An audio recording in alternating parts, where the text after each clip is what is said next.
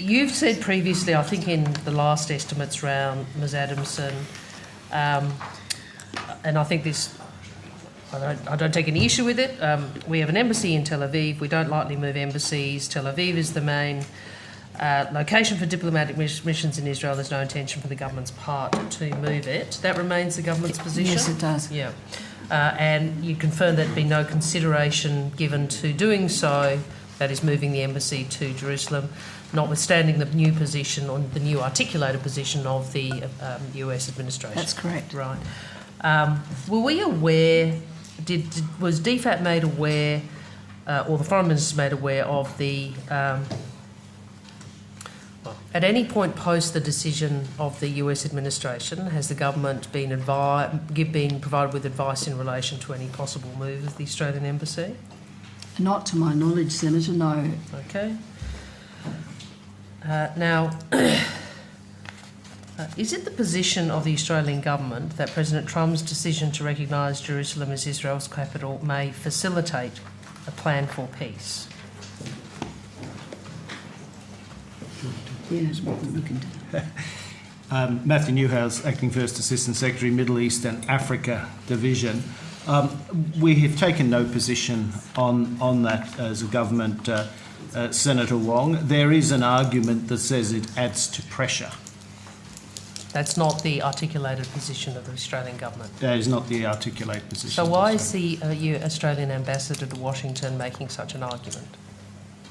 I'm not aware of what the ambassador has said in that regard. Mr Hockey is quoted by the ABC as saying on the 8th of December, Joe Hockey says, Trump's decision to recognise Jerusalem as Israel's capital may facilitate a plan for peace. Is that an expression of the Australian government's position?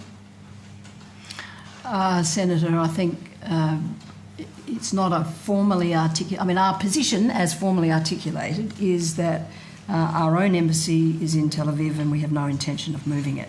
The government expressed some disappointment when the original US decision was announced. Correct. The ambassador in Washington is uniquely placed in discussions with the US administration to get a sense of what their thinking around it might be, but that's not a formal Australian government position.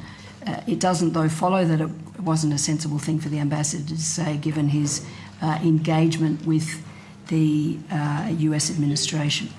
Well, why is it a sensible thing to say if it doesn't reflect the Australian government's position? Well, what I'm saying is he has access to the US administration. Well, he's in conversation with them.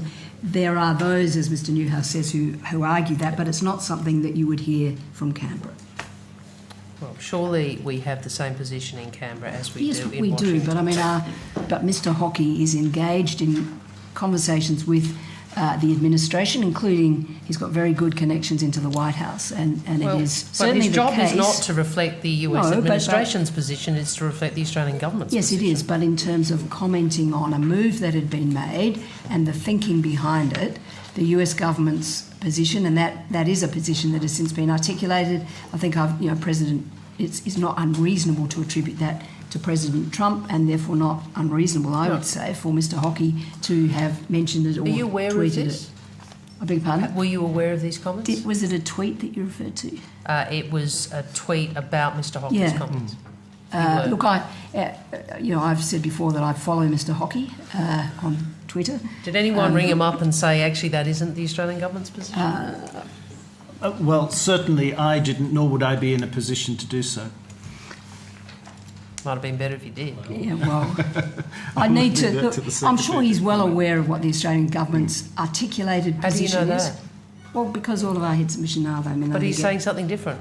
Well, he's in conversation with the administration. Well, but I think there's a difference between understanding what someone's position is. Yes, I agree. And making comment which references an argument which is not the position of one's government. No, but in order for me to give the sort of verdict on this, if you like, that you'd like me to, I would need to look very carefully at the sequence of it. I'm happy to do that. To provide on notice any information they can about the full text of those comments, the circumstances. Well, I'd always like to check with those we can who've do made it all comments, together. to Look be forward to fair budget them. estimates.